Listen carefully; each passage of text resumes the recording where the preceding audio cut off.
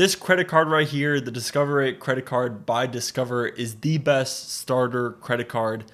And I'm amazed I'm even promoting any credit card because a couple years ago, I was so diametrically opposed to credit cards. I was always fearful of debt. I didn't like the idea of a credit score because I'm so afraid of a social score. I was like, oh, a credit score is just one step towards that. But I look back at it now and the whole credit card world makes sense. Credit cards are actually a device, a financial tool you could use to benefit you. And the biggest thing that changed my mind for me when it comes to credit cards is that to improve your credit score, which matters because you get cheaper interest rates when getting a loan for a car or getting a loan for a mortgage.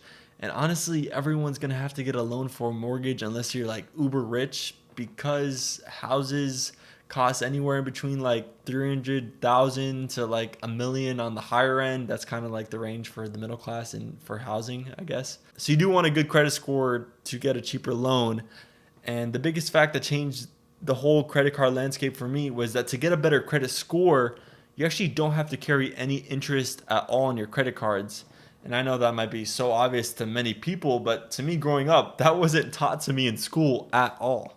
So basically, how I see credit cards is simply a debit card with a 1 to 10% off coupon with some other extra rewards on the sides if you have a more higher tiered credit card. So there's tiers to credit cards. This is like literally level 1. I didn't have any credit score to apply for this credit card.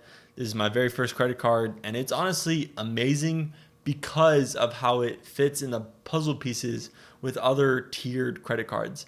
Like ideally, the tier 2 credit card I want has slightly better rewards. And this one is the Apple Card, which has like 2% cash back on everything that you pay with Apple Pay, and then 3% on any Apple products and 1% on everything else. Or like the SoFi credit card, that's like 2% cash back on everything. And then the tier 3 is like annual cards that I definitely won't get into for like the next like 3 years until I have an actual significant income. But if I'm making purchases here and there, like buying food at a restaurant or buying groceries for myself or buying this random thing on Amazon, I might as well get 1 to 10% off of that for no reason. To me, I don't see how credit card companies are profitable, even though America, I guess, is really bad at managing how to use a credit card, because then they carry on debt and it's like 20 to 30% interest on your balance, which is like insane that you have to pay interest on. And that just gets into a big snowball that could just get out of reach really quickly. So I tried not to let the credit card just completely unlock my financially sort of frugal mind. Just use it how you're going to use a debit card. So with the Discover It credit card specifically, not only do you get this super cool New York City design on it, how cool, there's also other designs that you could choose. The next thing to talk about the credit card is that it's free to own yearly. So just to have this in your wallet costs you nothing, yet you get rewards out of it if you just pay on time every month. And how the Discover credit card works with the cash back, it's 1% on everything, but also there's 5% revolving categories of 4 different categories a year, each with the 3-month period. And right now it's 5% off of everything with Apple Pay. So I've just been using Apple Pay a little bit more here and there. I use it for my groceries, so I'm getting 5% back on that. But also in the first year of owning the card, everything gets doubled. So if you make a random purchase that's outside one of the revolving 5% categories, it actually becomes a 2% purchase in a way. And if you're actually using a purchase that is within one of those revolving categories, like my Apple Pay purchases, then it's 10% cash back off of that. So if you just paid $100 for groceries this week, you're getting $10 literally from Discover for just using the card, which you didn't even pay for in the first place, which kind of blows my mind. And then right now I'm not carrying any debt or a balance on my credit card. I just pay it off every single month. I'm watching my credit score slowly go up, even though it's technically not released yet because I've only had this card for 4 to 5 months. And what makes the Discover card so great is how the little revolving categories of 5% fit into like the 2%, the 3% baseline in the tier 2 $0 annual fee cards as well. So Apple Card, let's just take it 2% cash back on everything, even though it not really is, but let's just say it's 2% back on everything. But with the revolving categories of the Discover credit card that are 5%, which is actually a significant amount, you just use your Apple Card as a default for everything except when it falls under one of the categories that the Discover card currently has. This quarter, it's Apple Pay payments. Last quarter was like gas station and restaurants. I think the first quarter was just grocery stores.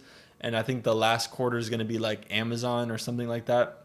So you just use your default Apple Card, which gives 2% back on everything except when it's a category purchase that is active within the Discover It app. And this is an important piece because you actually want your first starting credit card to be usable the rest of your life. Because if you close it, that actually hurts your credit score because they want to see you have a very long open credit account. I do have two qualms with the Discover It credit card. One is that when you make a purchase, the cashback, you have to wait a while for that cash back. So let's say your like bank statement just started, it's day one of a new bank statement and you make that purchase, you're going to have to wait a total of like 25 to 30 days to get that cash back. That is a long time compared to like the Apple Card, which is literally instant. I think it's a couple minutes. You make a purchase, then you get the daily cash back. And the cash back that you get doesn't go into like a savings account earning like 4.3% interest like the Apple Card does. I guess I'm just comparing everything to Apple Card because that's what I'm most familiar with. Sure, as soon as you get the cash back at the end of the bank statement, you could withdraw it from the app and bring it anywhere you want and put it into a savings account. But that like 20 to 30 possible delay in earning extra interest on your cash back just exists. That doesn't exist elsewhere in like the Apple Card.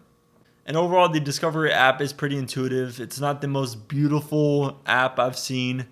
Nothing compared to what I assume the Apple Card looks like. Is this just a video, just me like putting all my wish lists for the Apple Card? Because I think the Apple Card is like the ultimate credit card. But you have to get this one first to get to that one because you have to build your credit score to a certain level to apply for that one and to get it. So I think the Discover It credit card app does its job. It's very easy to see all my credit card statements. It's easy to see my balance. It's easy to see the revolving categories. They even have a place where you could get gift cards for certain companies that you could redeem your cashback for.